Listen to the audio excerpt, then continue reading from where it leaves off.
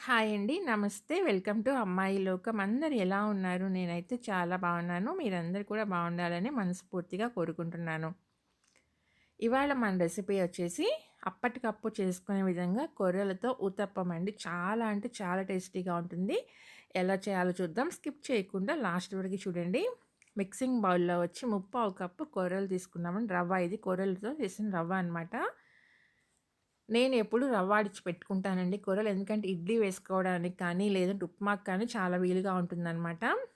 దీన్ని 3-4 టైమ్స్ మంచిగా వాష్ చేసుకోవాలండి.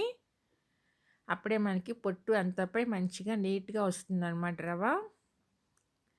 వాష్ చేసిన తర్వాత చూడండి పావు కప్ వచ్చి గోధుమ రవ్వ అండి. ఇది బన్సీ రవ్వ. ఇది కూడా వేసుకొని మంచిగా వాష్ చేసుకుందాము. 2 సార్లు సరిపోతుందండి వాష్ చేసుకుంటే. వాష్ చేసిన తర్వాత సరిపడినన్ని నీళ్లు పోసి మునిగేటట్టుగా ఒక 30 నిమిషాల సేపు పక్కన పెట్టుకుందామండి. నానుతుంది. ఈ లోపలొచ్చి ఒక చిన్న దీంట్లో మనం హాఫ్ కప్ అండి అటుకులు. ఈ సన్న అటుకులండి, మొద్దటుకులు కాదు, పలుచగా ఉంటాయి కదా! అవి నానబెట్టాల్సిన పని లేదండి ఇవైతే. జస్ట్ మనం వాష్ చేసేసుకుంటే సరిపోతుందండి మిక్సీ వేసుకునే ముందు. దానికి నానిపోతాయి అవి.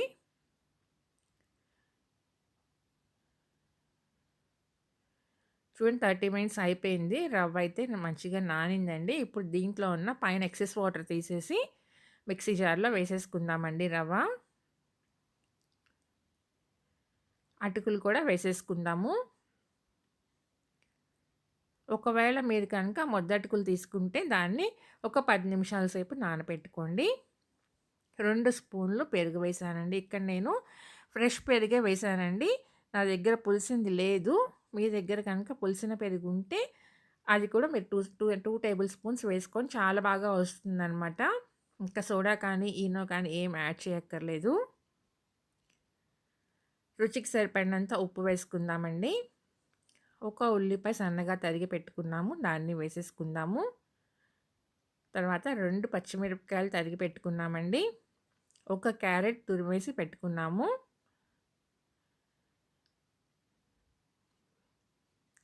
అలానే హాఫ్ క్యాప్సికమ్ అండి కట్ చేసుకొని సన్నగా పెట్టుకున్నాము. ఇవన్నీ వేసేసుకుందాము. ఇప్పుడు ఇవన్నీ మంచిగా కలిపేసుకుందామండి. కలిపేసుకున్నాక కొంచెం కరివేపాకు, కొత్తిమీర కూడా సన్నగా తరిగి వేసేసుకుందాము.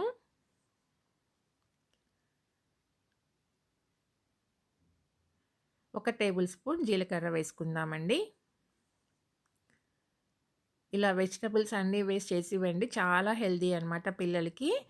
ఇక్కడ ఒకటి నేను చెప్పడం మర్చిపోయానండి. మిక్సీ వేసినప్పుడు ఫైన్ పేస్ట్ లాగా చేసుకోవద్దు. జస్ట్ పల్స్ ఇవ్వండి సరిపోతుంది. 2 సార్లు అంతేను. మనకి రవ్వ రవ్వగానే ఉండాలండి. ఇక్కడ నేను ఫ్రెష్ కర్డ్ వేశాను కాబట్టి ఒక టేబుల్ స్పూన్ నిమ్మరసం వేశానండి. మీరు గనక పులిసిన పెరుగు వేసుకుంటే నిమ్మరసం స్కిప్ చేసేయండి.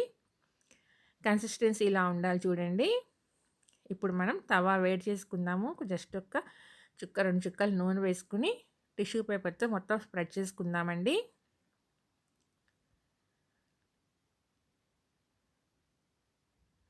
ఇప్పుడు ఒక గరిటె పిండి వేసుకొని దాన్ని కొంచెం స్ప్రెడ్ చేసుకుందాము ఉత్తప్పంలాగా.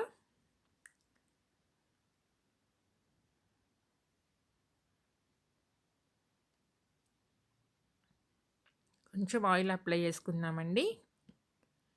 ఒక పక్క కాలిన తర్వాత ఇంకో పక్కకి తిప్పేసుకొని మంచిగా కాల్చుకోవటం అంతేనండి. చాలా సింపుల్‌గా క్విక్‌గా అయిపోతుంది. చాలా టేస్టీగా ఉంటుంది. కూరగాయలన్నీ వేసాం కాబట్టి చాలా హెల్తీ రెసిపీ. తప్పకుండా ట్రై చేయండి మీరు కూడాను. ఒకటి గుర్తుపెట్టుకోండి. మనం రవ్వ అనేది మరీ పిండిలాగా కాకుండా ఫైన్ పేస్ట్‌లాగా కాకుండా జస్ట్ 2 సార్లు పల్సివ్వండి సరిపోతుంది. మనకి రవ్వ అలానే ఉండాలనమాట. అప్పుడే మనకు ఉత్తప్పం చాలా బాగా వస్తుందనమాట.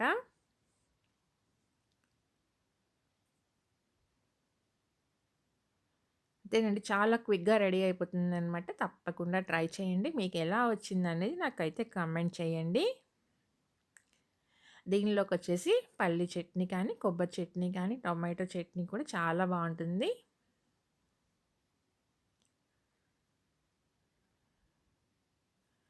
ఫ్లేమ్ అయితే లో టు మీడియం ఫ్లేమ్‌లో పెట్టుకొని కాల్చుకున్నారంటే కరెక్ట్‌గా మంచిగా కుక్ అవుతుందండి. హైలో పెట్టారంటే అడుగున మాడిపోయేదానికి అవకాశం ఎక్కువగా ఉంటుంది.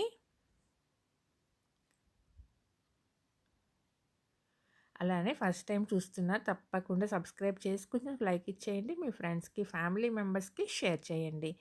ఈరోజు రెసిపీ అయితే ఇంతే అండి. రేపు ఇంకో కొత్త రెసిపీతో మీ ముందుకొచ్చేస్తాను. Thank you for watching.